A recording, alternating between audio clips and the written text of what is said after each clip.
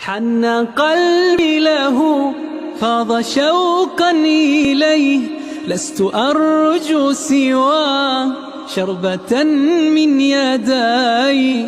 الصلاة عليه والسلام عليه، للسماء ارتقى فأتى بالنقى، وغدا وجهه نيرا مشرقا.